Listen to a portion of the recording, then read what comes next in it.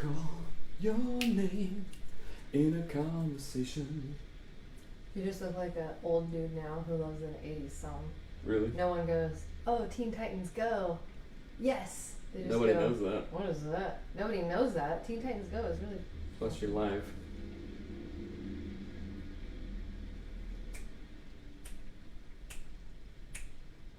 Hold on, do that again. You do not fool me. We look like we're in a hotel room. Does our apartment look like a hotel room? What's up, Steven? What's up, Josh? Just because there's no decorations. What's up, Brittany? Brittany, does our apartment look like a hotel room? I say it does. It's because there's no decorations. What's up, Topher? Good morning. Good morning, Michelle Ray. Bailey. Alright, let's do this. Musical AOM today. Gonna keep asking it till it happens. Just gotta send the right song idea. Our friends are saying yes, a bit hotelish. Yeah, I know. Oh. Hotel room, I know. It's just because we don't have any art. Hotel de Studley. When you're in an apartment for not a long time, you kind of don't care about the walls. Way too clean, yeah. Way too clean. Ah! Come on. Oh, hold on. Oh, I didn't. All right. Good morning, guys. This is the pre-show, so Kenan, what are you doing, man? Haven't seen you forever. Cannonball. What's up, buddy? Cannonball. Okay, hold on. I can't. Oh, here we go. Do not disturb. Turn it up. Okay. Hey, Haley. See you in Seattle. All right, so let's see. Do not disturb. Good morning, guys. Okay, stick with us. We're gonna do a show here in a minute. What's up, Andy? Oh.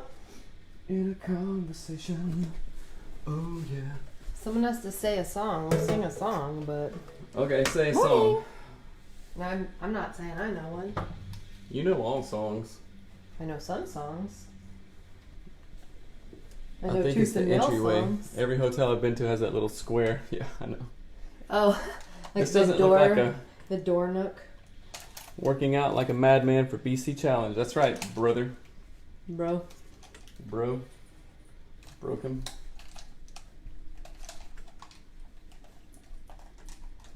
If you're working out, how do you have time to watch and type, Kenan? Interesting. Look, Kenan. Like Lecrae, Lecrenan. Lecrenan, yeah. Check. My mic sounds low. Hello, check. Check, check. Does it sound low to you? Good morning, check. Check, check. No, it sounds does good. sound low to me. It is a little bit, tiny bit low. Check. What's up, Rochelle? There we go. Rochelle. Rochester. Yes. Let's see what that song is that they're talking about, but the first song that just popped into my head was Take On Me. A good 80s song, yeah, that's true. Oh man, that's gonna be like stuck in my head all day now. I know. All right. I gotta not sing it. I What's gotta up, Joy? Stick away from it. Okay. Hope check. things are good in Florida. Florida. Ooh, Are 12, you? okay. Okay. Okay. Okay. Thanks, guys, for sticking with us after talking about nothing forever. My hair looks so weird. It does this. I know, the red color is just weird. I feel like I look like Sasquatch a lot. Or an orangutan. A lot. Like when my hair does a weird thing, I'm like, oh, look, a monkey. Orangasquatch? Oh, gross. Orangasquatch. Squatchatang. That synth line is catchy. That's right. Good morning, Christina. Okay. Good morning, Nat Gray Spencer. Very hot in Florida. Yeah, I bet. I've never been there I've actually been to the airport there. I've never actually properly been to Florida. I'd love to go. It's tropical. It is tropical. I'd love to go. I'd love to take our kids. Hattie would be so dark if we went to Florida. Yeah, it would be fun. Okay. That'd be great. Let's do this. Oh, it's a little dark downhill. Okay, ready? You look beautiful. Thanks, Christina. I've been like focusing on my inner self and letting my outer beauty shine. So, You're Christina Buffa, thank you, who says I'm beautiful. That's great. Before we start, please don't get into the waving at everyone. Friend, every time I talk, you go, and then I immediately have to go, don't focus on what Seth's focusing on. Okay? interacting with fans. Yeah, I know. Could you interact with me? Yes. Thank you. Okay, are we ready? Are you ready? Yep. You just did it. We haven't started yet. It's 32 by 20 by 10 and weights a little over 60 pounds. What are you talking about? What are we talking about? What are we talking about right now? I'm not sure. Josh, maybe you meant to text that to some other live Instagram marriage podcast. I'm not sure. I'd love to know what you're referencing, though. Okay, we ready? We're not Maybe rolling. that's a joke. Your kid is giant. 32 by 20 by 10. All Okay. right, let's do this thing. Hold on. Okay. Oops. Okay. Hello and welcome to the Anatomy of Marriage podcast. I'm your host, Melanie Studley. Good morning. My name is Seth Studley. I'm a licensed marriage and family therapist. And today is day 52. Dating, conversation continued, hunting fights, and boundaries around an abusive parent. If you're new here, welcome. We do a show about marriage because we had a really terrible marriage and we want to talk about all the nitty-gritty that makes a marriage turn from bad to good. And every day our show is brought to you by Audible. Please go to audibletrial.com/anatomy of marriage to get your free audiobook on us. And as always, we are live on Facebook and Instagram right now, and we need to read what Josh's comment was. Oh gosh, talking about a machine I use for woodworking. We got a comment that didn't make any sense. It was really funny. So you can always join us every day of the week on Facebook and Instagram Live and ask us your questions, but we are here for you. So we don't have a review of the day because no one's reviewing the podcast. Cry we do have face over emoji. Almost 800. Not 800. We have 700 and something reviews. So yeah, if almost. you want your review read, please review the show. But this is what I wanted to read instead. Okay. We don't have a review, but read that. I'm listening to yesterday's episode where you talk about meeting Seth at Starbucks, and oh my gosh, you and Seth are Starbucks, Jim and Pam. We're the Starbucks Jim and Pam. Isn't that so cute? That is pretty funny. We met at Starbucks, and I had a boyfriend. And it like literally is. It's us. That's true. Yeah. He didn't punch me in the face. You did. I don't remember punching in the face. Pam's old boyfriend punches Jim. Oh, I don't. Or he So tries to. Or anyway, something. we're so glad that you're here. Please review the podcast so we can read reviews. So let's get into the first question. I wanted to follow. Okay, actually, this is not a question, but I had so many thoughts about the dating conversation and what we did not say during that conversation.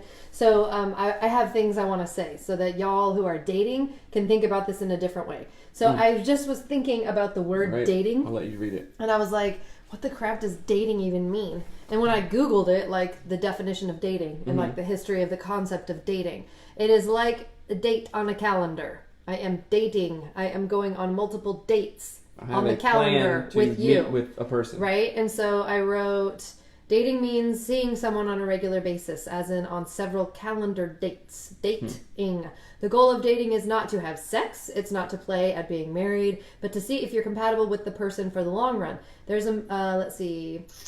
Someone said yesterday that there was, you can't take a bite out of every fruit in the store and then put it back on the shelf. That is a hilarious comment, but it is not what we mean. So we're not talking about making out with people. We're not talking about, what we are talking about, getting to know them as a human, understanding who they are, what they love, what they don't love, what makes them tick, what motivates them, are they a good potential partner, right? It's like going to a car lot and not looking at the other models and makes and features of different cars because you're like, well, I don't want to cheat on my future car. Like, why would you do that? If you want a truck, look at the trucks. Don't say, oh, well, a sedan is what is here and I should court the sedan. No, like figure out what features you actually want. And you can't figure out the features if you don't get to know someone. And I'm not talking about making out. Right. So you're talking about, well, I can empathize or understand because I'm thinking of an E40 song. What is that? Everybody got choices, right? What? And there's so many choices around, like cars. Like, well, I could use a truck when I go hunting for 4-wheel drive, but it's not good on gas, but I drive all the time, so I better get a car too because I commute all the time, right? And so there's so many choices with everything, and everything's on our phone. It's like, oh, well, this dude, this lady is like cool, but they like broccoli, and I hate people who like broccoli because it stinks. So I couldn't see myself being with them. So it's really, I don't know. I guess you have to have more discipline with dating now. Right? Oh yeah. Well, I mean, think about this. I know people are on dating sites all the time. Right. What is it that you're looking for on a dating site?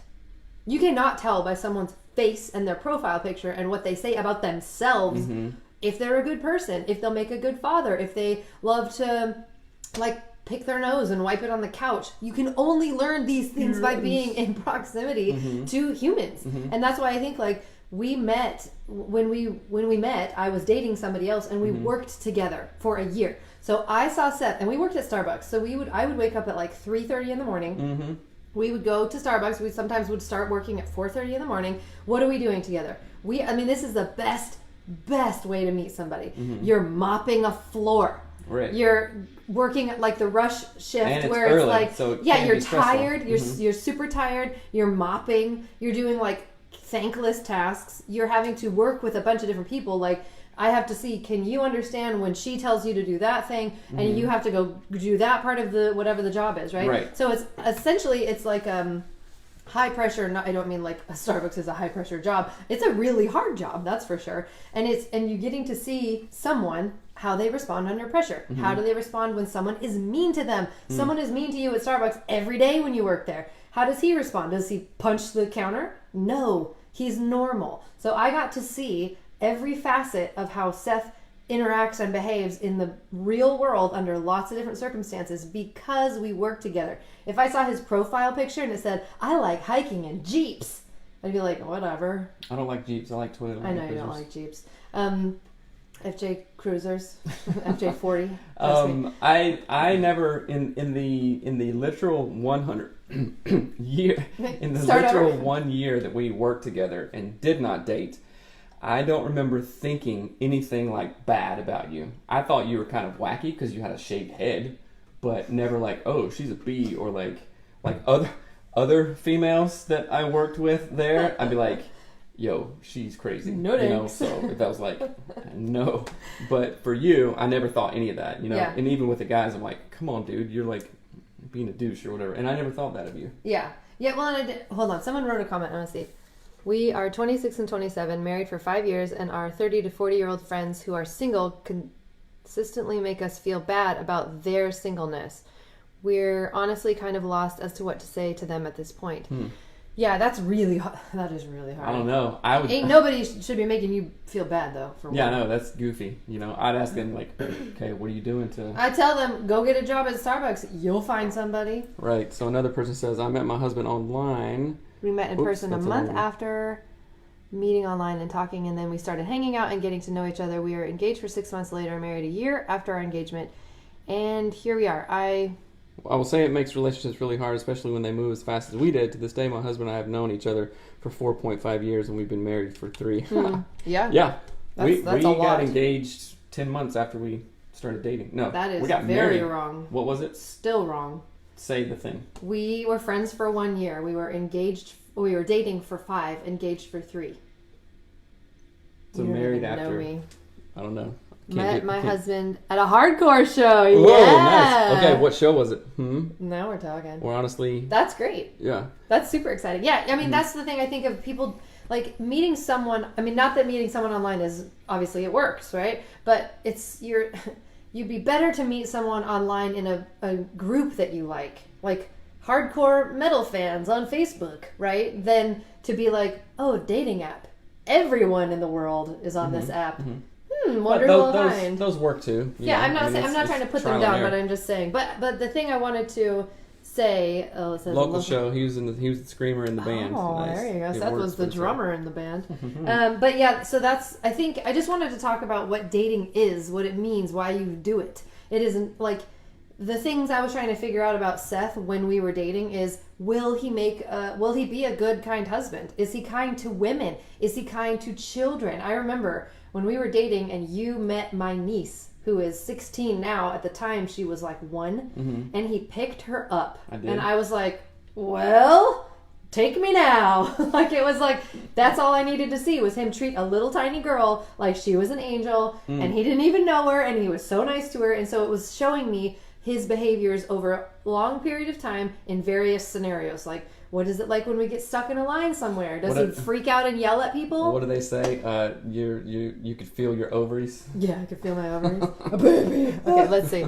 My wife and I like to say we had an arranged marriage because I was living with a couple who knew her before I did, and I was done with dating, so I asked them if they could find me a wife. That's actually really funny when that 3 does months happen. later, we went on our first date, and within a month, we knew that we would marry her. That's Yeah, awesome. I love got engaged that. 11 months after married. That's awesome. Ooh, let's see. This says, this seems rigid. As a single person who dates and uses dating apps, it's only as shallow as your intent. Yep. And honestly, dating in the workplace or other places that aren't inherently neutral makes things incredibly awkward and uncomfortable. I agree that your intent is important, but not everyone works with other singles or can easily meet people in person. Dating as a whole has changed, including social rules.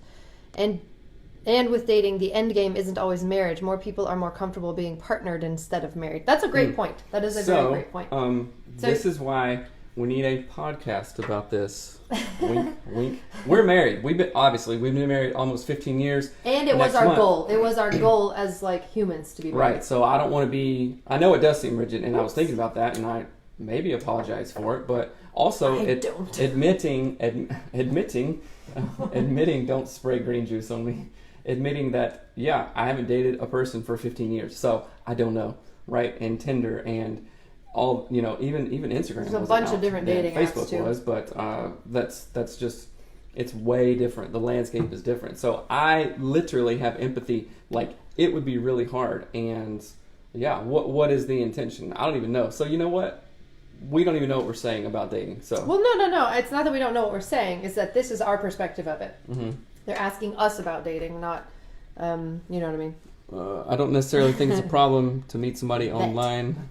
And then vet them once you get to know it's what... essentially the exact same meeting as anyone else. Yeah, that's true. Yeah, no, I think there are ways to meet people that you know. What I'm saying about the difference of being with Seth in the workplace versus an online scenario is I got to see... He wasn't putting a show on for me, right? He wasn't trying to impress me with his hiking skills or whatever. I got to see him in the real world, and that's what marriage is, if marriage is your objective, right? Does that make sense? Yeah, and maybe it's not. Maybe it's just if marriage is not your goal, then chilling. That's fun too. So yeah, right. High five. All right, okay, thank you for interacting, but we do have other questions. Moving on up. First of all, I'd like to thank you both for your amazing podcast and being so open and vulnerable in ways I couldn't even imagine. Your podcast has helped me grow and mature in ways I didn't even realize I needed to. I absolutely love all the work you were doing. Keep it up. First of all, thanks. 5 points for Gryffindor. That's right. Let's see. Now on to my question. Okay, so this is a heavy one. I'll sit down. No, don't sit down because it's... Oh, right. Yeah. Okay. I am faced with the dilemma of removing my dad from my life or continuing in a completely unhealthy, toxic relationship. I'm not the only person he is not able to have a healthy relationship with. He is not able to have a healthy relationship with a single person he knows. A little backstory, my dad has always been extremely controlling and not allowed them to control him. Growing up, he was severe alcoholic and verbally, mentally, and physically abusive to everyone in the home. The youngest of my siblings was finally old enough to move out. My dad felt like he lost control and went into this religious craze. We grew up attending church without my parents because it was a safe place and we loved it. It was an escape from home. My dad took religion and ran with it. And he watched hours and hours of YouTube videos and finally formed a very abusive and legalistic point of view on religion. He always condemns my siblings for the way we live our lives. We're all churchgoers and Jesus lovers, but instead we say, because we say Jesus instead of Yeshua, we're going to hell. Because we honor the Sabbath on Sunday instead of Saturday, we're going to hell. Because we go to church, period, we are going to hell. I could go on and on. As a kid, I never remember feeling good enough for him. I could get straight A's. And I was 100 pounds all through high school, but he called me fat and lose weight. He never came to any of my track meets, choir concerts, or award ceremonies because he was somewhere getting drunk. When he got sober and into religion about 5 years ago, and I'm grateful for that. I am the first person in my entire life to graduate from college, and unfortunately, instead of my dad cheering me on, being proud, he tells me that I'm going to hell because I will be working for evil doctors and poisoning innocent people. So, okay. And she goes on. And dad controls mom like crazy, won't let her play even Candy Crush, and she's wasting valuable time and should be reading the Bible or praying. So she's asking if she should cut this guy out, but he controls mom, and if she cut him out, then she would lose the relationship with mom. So this is really, really hard. And I've had clients like this before, like in some like backy, weird, Christian, super legalistic thing that's totally, totally wrong. But it's the way it is, right? So I would not put up with my dad anymore in that way, and like find a secret way to talk to mom somehow. And hopefully dad is not abusing mom still, but how can she be empowered to leave? I mean, she's in a very like vulnerable, low power position if she doesn't work outside of the house, which probably he says that she can't. So he has the money and he's very controlling. So what do? You know, honestly, I don't know what to do except for create the boundaries for yourself and your family. Like, okay, your dad is wrong. He's 189% wrong about all this legalistic garbage bullcrap, right? So, I don't know, maybe that can be some kind of solace to be like, okay, he's just lost his mind. And it's sad, it sucks, but that is it. And how can I go away from that and build my own self, build my own family? I mean, you graduated, you go to church, you do all this stuff, you're awesome, you're kicking it. Mm-hmm. But he doesn't see, so all this can lead back to his own view of himself. Completely lost, he's dry drunk, and then like grabbing on for any kind of structure, but he hasn't found it, and he's not going to find it. Don't go down with that sinking ship. Yeah, well, what he's doing, like you're saying, there's this thing where people, if they can't control things like addiction, if he's an alcoholic, he's been an alcoholic forever. He's going to sober now. But I mean, he has been an alcoholic for a very long time. He's trying to create structure by ruling over other people. Right? So he's saying my own life, I mean, this is really common. People who have really crappy internal dissonance do this to other people. I did it for a really long time. I've done it too. I was like, I suck at everything. I'm not nice. I bully people. I mean, like, legitimately was like this. It's not like a metaphor. I really was very unkind, really bossy, super didn't know how to handle stuff. So what I did instead was I took all of my irritation at myself and aimed it at every person that I loved. Not anybody I didn't love, only the people I loved. I would try to control them, manipulate them, put them down, because that was at least a thing I could control. And it's not healthy, good, okay, or right, but it's what people do in these kinds of situations. So I'm not trying to say his behavior is okay, but I just want to give you a perspective on it. But I would say the one thing that comes to my mind in this that I think would be super, super, super, super helpful, and you're going to have to stick with me for a moment because it's weird. There's an author his name is Kyle Cease, and I've talked about him before. He has the book, I Hope I Screw This Up, and he has a video series called The Limitation Game that I just bought and watched. It was $20 for like 12 hours or whatever. It's amazing. Please go buy his video series called The Limitation Game. But he has this thing, so his name is Kyle, and he has this thing called Kylego, which sounds super stupid, but he's a comedian, so it's stupid and funny on purpose. Him and his friend Diego made it up in the car. Kylego is what it's called. So seriously, stick with me. It's really, really good. So the Kylego method that he does is you imagine yourself in 6 months from right now having done the thing that you wanted to do. So that could be in 6 months, let's say you have moved out of your home and you've figured out some way to break off your relationship with your dad but still maintain your relationship with your mother. And that now you speak to yourself from 6 months out in the future as if it already happened, and then you tell yourself how you got there. So it's going to sound something like this.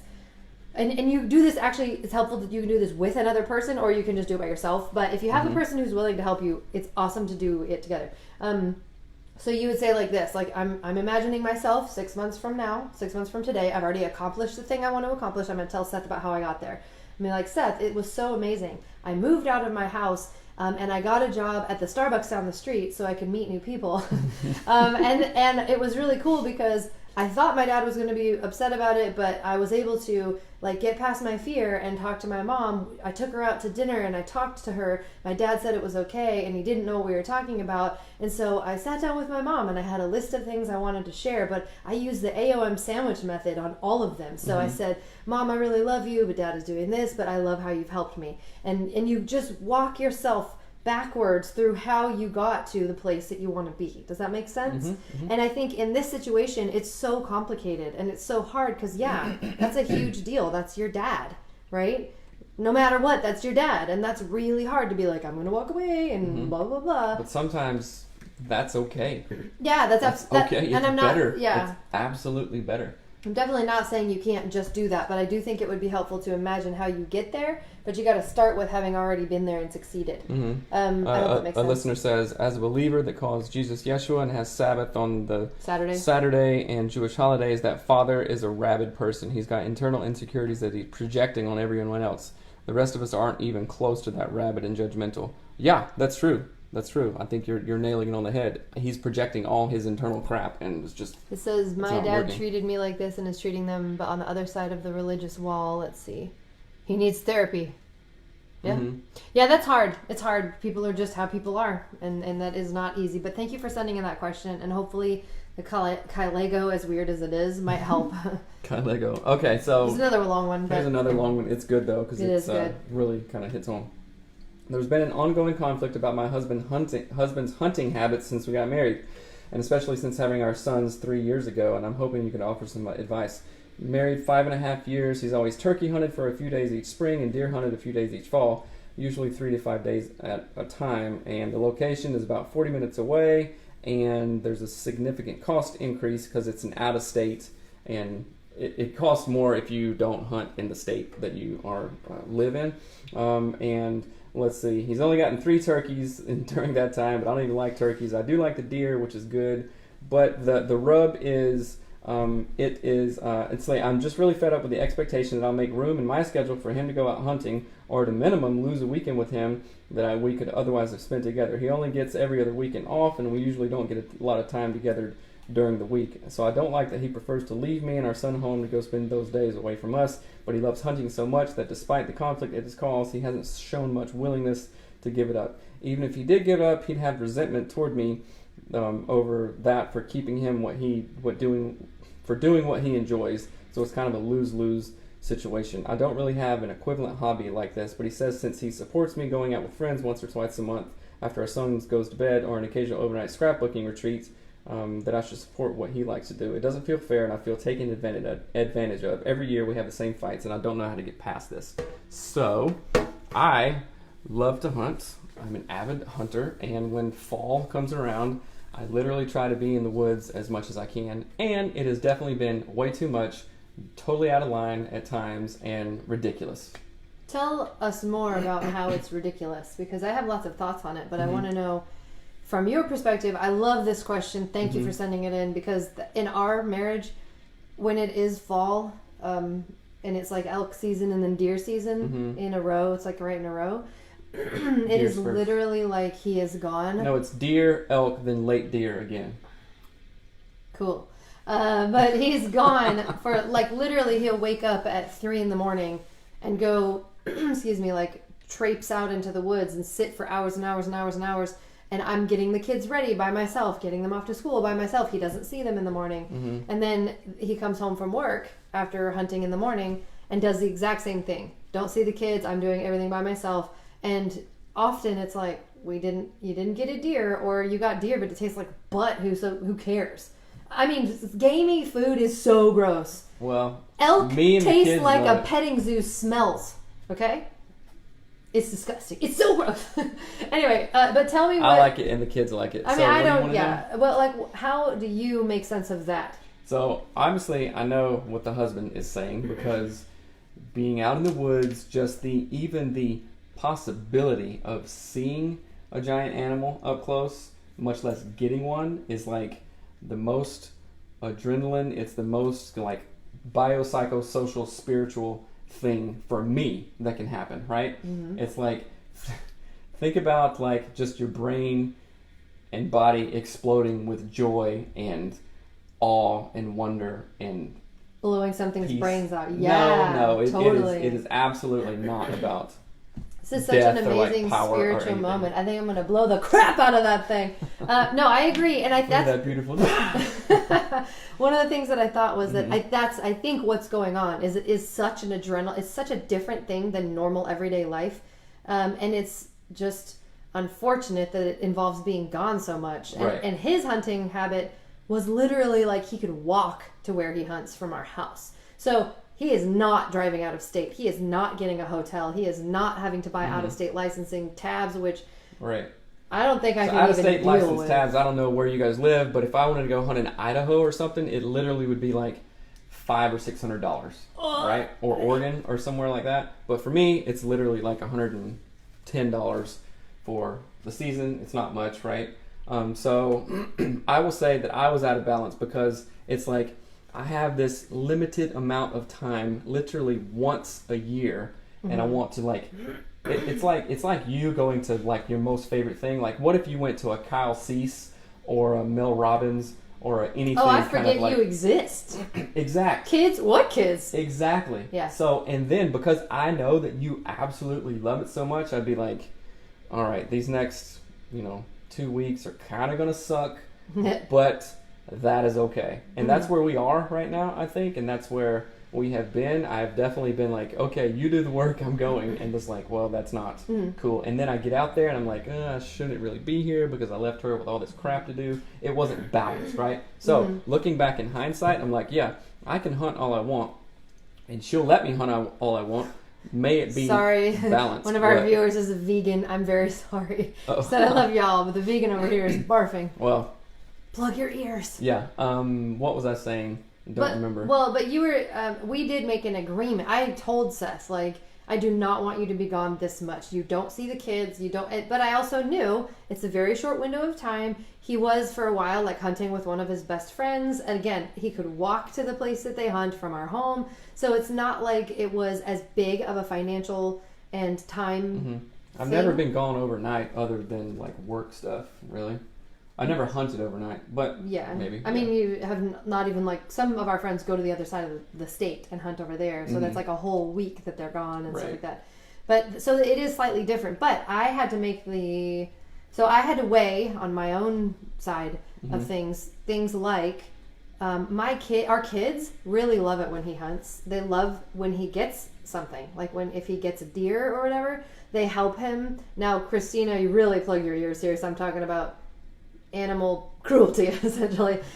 He will bring home an animal and he will, what's it called? Process it. He'll process it in our backyard, right? So it would be like there and he's processing it. I'm trying to be thoughtful. And so the kids get to see that. They get to like witness it. They get to see the anatomy of this animal. It's actually quite amazing to see. It's way different than I thought. I don't like it at all. But they also really like the meat. They will eat it with him. They will cook it. I mean, what I think is the grossest flavor of food ever. Our children will eat it so happily. And so I don't want to take that away from him and them. I don't want to impart my judgmentalness of hunting onto our kids because it's something that connects not onto the kids. It's something that connects them with their dad. So that is something, but again, it's not costing us money. So I would say you need to use the clearing structure for this question. Go to anatomyofmarriage.com, go to the tools tab, the tools icon at the thing, and get the tool, the clearing structure, and sit down and write out your ideas and your thoughts. But also be aware that this is something that is something your husband really looks forward to. Like calculate the days of the total days of the year it's and hard, think about. Yeah, you could. Sorry. But as a husband, you can't say, "Well, you get a hobby." Yeah, that's not going to work. You can't say that, but like think of it this way: it happens once a year, and again, if you were doing your absolute favorite thing, I mean, I have many favorite things, but if you were going to go do a podcasting retreat with Wayne Dyer or Mel Robbins or Kyle Cease or all these people, you'd be like, this happens once a year. Yeah, I have to do this. It's just like I'm just like out of my body when I'm there. All this stuff, and plus it's good because it's a lot of silence and solitude for myself, and I think about all kinds of things. And I am Leaf. Yeah, all kinds of things, right? But I think too, so you can make this. So someone commented, "Have you ever thought about hunting with him, Melanie?" We've talked about it many times. I think I would die. I can't kill a worm. You don't have to kill anything. I don't want to see anyone kill anything. I really think I would be vegan forever if I went hunting, and I don't want that because I like ham. And let's not even talk about it. Let's not even talk about meat because I'll start to get weird. But I think what another thing that could be really good is setting your wife up for success if you decide, okay, it's only 8 days a year that I go hunting or whatever. I don't know. 14? I don't know. If it's 14 days a year, let's figure out how the husband can bring value to those 14 days that he is gone. And why are you laughing? Because Wife and Life says so boring. Don't go with it. I don't think I would want to, but I'm glad that you backed me up. It is boring if you don't. Yeah, you just got to get in the right mindset. I really think I would hate it the most. But yeah, so I think that there's a way that you can do the clearing structure. In that conversation, you can say how you feel. It sounds like you already have. but that's fine. So continue to say how you feel. But the next step of that is, it's not go find a hobby like hunting. It's how can your husband set you up when he's gone hunting? And that might include things like he calls friends for play dates. He sets up babysitting. Whatever that looks like. But it's just that you have to figure out if you're willing to spend the money. And maybe that also means he cuts back on some of his hunting. Or maybe he hunts somewhere closer. I know in the thing it said it's like family property and he won't hunt anywhere else. Yeah, so that's kind of hard. So, okay, if it is that, say that, okay, we are locked into this and literally nothing else will work. Okay, you know what your husband can do? Hey, hunting season's coming up. Guess what movies are out? I bought you guys tickets for this movie and kind of planned this out on Friday. You guys can go this. And, oh, guess what? There's this thing happening at the zoo that you can take the kids to or whatever, you know. Or like, hey, I called your mom and dad. They're going to watch the kids and also called your girlfriends and set you guys up for a weekend at Great Wolf Lodge. Yeah. Well, it's hard because that's like, it's a lot of money. We're talking about adding more money to it, and that's not necessarily the answer. But I do think it's important to have the conversation, to talk about it in a real way. And I think it's hard. For me personally, as a woman, I would think it would be selfish to go hunting that much.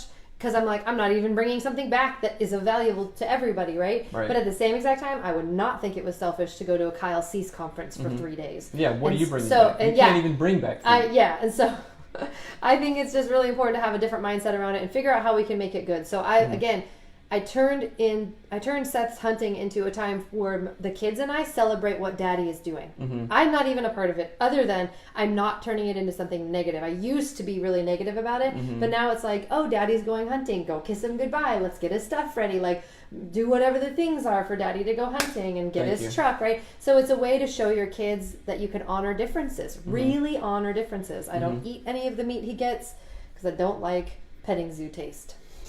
Give it a rest. Christopher Cotton, sounds like you're a hunter.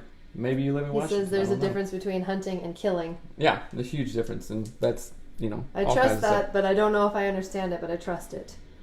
Okay, so that's all the questions we have for today. We keep on running over, which is good. You guys are here, so I hope you continue to like it. Please remember to go to rate and review the podcast on iTunes. It helps us gain visibility, and we have some awesome stuff going on right now, which I'm so excited. We are doing some coaching, participating in coaching. We are to help us do our own coaching. We hired a coach, which is crazy scary. Yeah, and it's it's super exciting. Money, but it's like super, super awesome. So in the next 90 days, expect literal rocket fuel. From us. So go to anatomyofmarriage.com to find resources and all this stuff. I love the long shows. Good. Okay. Oh, good. That's great. Let's see what else is going on. Do you have any tags to? Well, we're getting ready to get the premarital series launched. We're talking about writing books. We're gonna I'm not kidding. We hired a coach for 90 days. Weren't cheap, right? It's expensive, and we're so excited. It's the most excited I've ever been to spend a large amount of money on when something. Say expensive, it's like new car expensive. Yeah, which is unheard of for us. But that was why we moved. That's part of our whole thing, as we're trying to make this like our lives. And so we're super excited about it. And we just we were going to get all these different things going on, and it's so freaking exciting. Yeah. So we're like notching up all of our stuff, and yes, high five. And so, but one of the things that you can do to help make this all happen is to share the show with your friends and rate and review it on iTunes. Right. It's kind of depressing when we don't have new reviews. We'll just start reading old ones I know we have. So I'm just going to start writing random things. But anyway, we love you guys. I said it first. Have a lovely day, and continue to be awesome. All right. Bye. I wonder if people get offended when you salute. I just saluted. Salute? Why? I hath salat. And I don't think people get offended. I don't know. It's like salute. A military thing. That's a good thing. Anyway, thanks, guys. You're just talking into your microphone. Yeah, just read mine again. Just read mine again. Just read. Yeah, no. We will.